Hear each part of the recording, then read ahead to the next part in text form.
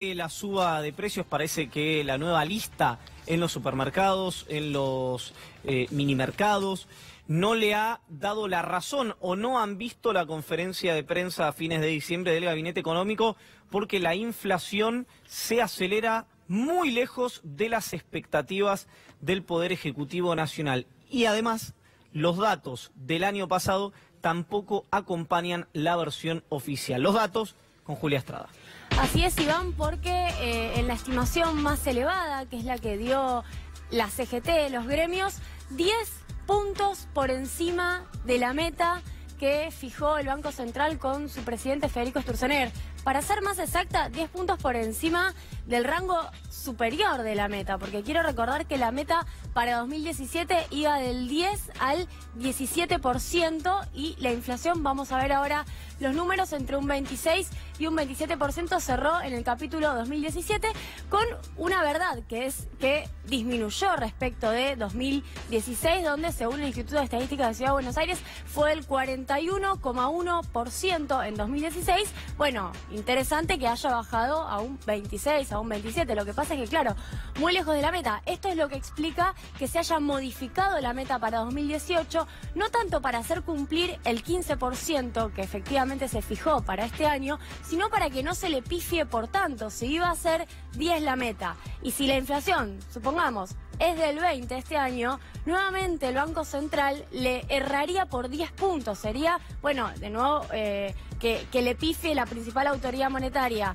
de la Argentina a la inflación por 3 años consecutivos, sería también problemático. Vamos entonces a los números. Tenemos acá que la CGT dijo 2,7% en diciembre, bastante más bajo que lo que vamos a ver de Fiel, pero lo que importa es el anual, es como cierra. 27,12%, 27,1% hasta ahora, el más elevado de todos. De todas maneras, faltan muchísimas consultoras, faltan los datos oficiales del Instituto Nacional de Estadísticas y Censos, el INDEC. Vamos a ver ahora una segunda placa, porque es interesante contrastar con datos que no necesariamente son críticos del gobierno. Quisiera mostrar lo que dijo Fiel, que bueno, es un organismo que, por ejemplo, colaboró, o se dice que colaboró fuertemente en lo que ha sido el asesoramiento en vastos temas fiscales al gobierno nacional y que sin embargo, bueno, acá no sale la placa de Fiel, que sin embargo está arrojando 26,3%, acá me dicen que viene Fiel, y que dio un poco más elevado para el mes de diciembre, 4%. Acá lo vemos. Me interesaba esto de Fiel.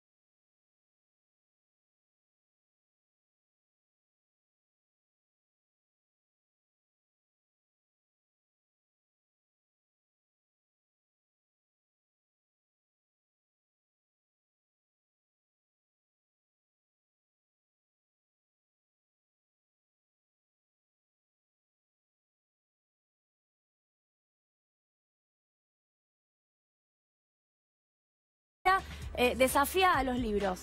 23,5 en 2015, 39,1 2016, insisto, el Instituto de Estadísticas de Cava dio 41, por ejemplo, y 26,6 en 2017. No ha logrado, según estos datos, bajar la inflación respecto de 2015, algo que yo creo que en 2018 sí va a ocurrir. realmente impresionante ese dato de un instituto como el Germán Abdala de Trabajo y Economía, como citaba Julia, que la verdad ha hecho un trabajo extraordinario y con una rigurosidad que salta muy por encima de estándares ideológicos, que no están mal, pero antepone el Instituto de Trabajo y Economía Germán Abdala una rigurosidad que lo que nos permite ver en ese gráfico que mostraba Julia es...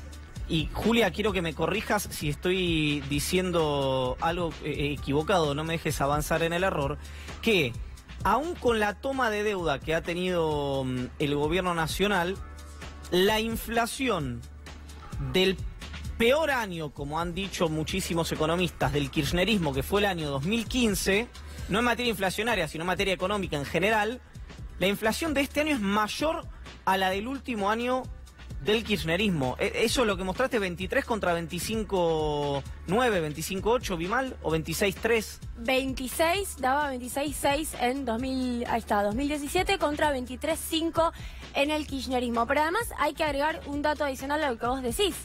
Los 2 años, 2016 y 2017, en 2016 con tasas que llegaron al 38%. Claro. La tasa LEVAC llegó al 38% para bajar la inflación.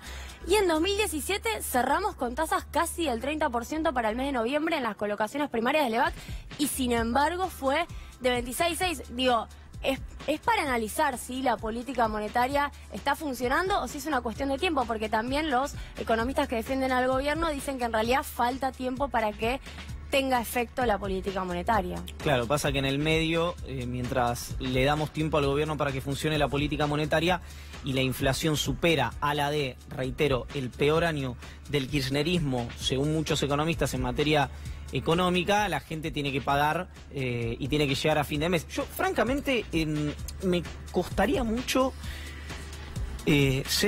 primero me costaría ser un economista oficialista por 2 motivos, porque no soy ni economista ni oficialista, pero defender al gobierno en la política económica que ha tenido en estos últimos 2 años, francamente, excepto la salida del cepo, que incluso muchos la critican porque se trasladó prácticamente todo a precios, no le encuentro un éxito.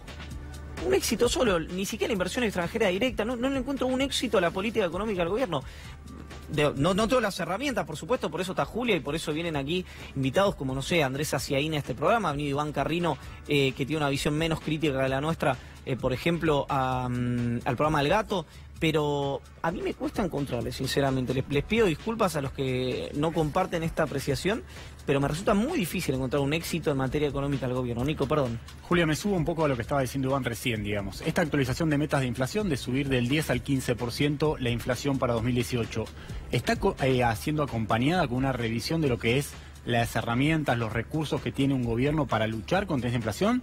¿O el pivot o el eje central va a seguir siendo la política monetaria? ¿O vos ves que hay algún tipo de discusión en el gabinete económico donde a esta centralidad de la política monetaria, es decir, a lo que hace el Banco Central, se le van a ir anexando herramientas de economía real o de otro tipo de índole? ¿Cómo se ve ese panorama? Bueno, Nico, ese es el eje de la cuestión. Federico Sturzenegger ya está planteando, un poco lo esbozaba últimamente en 2017, que la política monetaria es una parte del herramental práctico para bajar la inflación y que hay otra parte en donde hay que acompañar a la política monetaria con otros elementos. Ahora, vos, Nico, sos precisamente el que mejor sabe que ese acompañamiento, por ejemplo, podría ser frenándolo un poco a Aranguren, frenando algunos aumentos vinculados a transporte, frenando algunos otros incrementos tarifarios que sin dudas no tienen coordinación macroeconómica, porque lo que uno tiene que entender, y acá esto ya trasciende la cuestión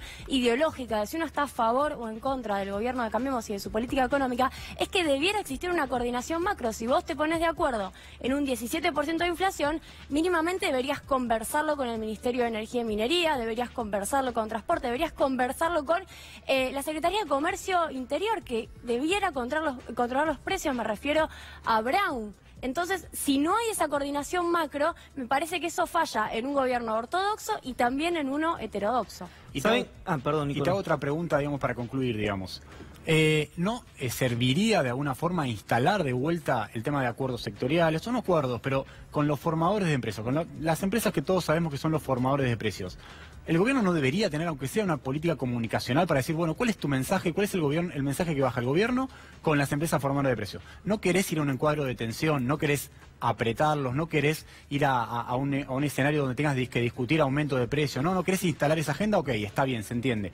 Ahora, ¿no debería haber algún tipo de mensaje claro del gobierno nacional para con esas empresas formadoras de precios que son definitivamente las que te van traccionando también la inflación, al margen de lo que es la política, el circulante de la economía, cuestiones más del monetarismo, digamos? ¿Pero no debería haber un mensaje del gobierno para con ese tema? Sí, desde una mirada que no es la del liberalismo económico, está claro que habría que intervenir de otra manera, pero para el gobierno ese intervencionismo desalienta cualquier tipo de actitud inversora, al punto tal que me animo a decir, no sé, Iván, si vos recordás alguna otra declaración, que esa declaración de Mauricio Macri cuando se inauguró la sucursal de Coto en Ciudadela, diciéndole, bueno, controlen un poco el tema de los precios, ha sido lo máximo que ha hecho el gobierno, o uno de los principales hitos que ha hecho el gobierno en este sentido. Y otra de las cosas que para el gobierno es interesante, que hay que mencionar, es que la apertura importadora en teoría funciona como disciplinadora de los precios internos. Lo dijo Mauricio Macri en campaña a fines de 2015 y sin embargo esa apertura no parece funcionar en tema inflación. Dos cortitas. La primera, una cosa que recuerdo son el anuncio de precios transparentes del Ministerio de Producción, pero francamente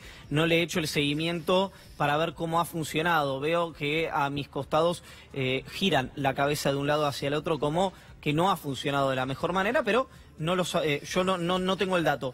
Y el otro punto muy breve es que Sturzenegger está muy molesto por lo que pasó en la conferencia de prensa del equipo económico, de la que él mismo participó y se diferenció en vivo, y ha surgido el rumor de un eventual alejamiento de él del Banco Central. Por la información que tenemos nosotros, yo no sé si Sturzenegger se va a alejar o no, pero si se aleja debe ser por motus propio, porque yo no veo al presidente de la Nación echando a la única persona que lo contiene a él ideológicamente y en su praxis económica, que es la cabeza económica de Mauricio Macri en el gobierno nacional.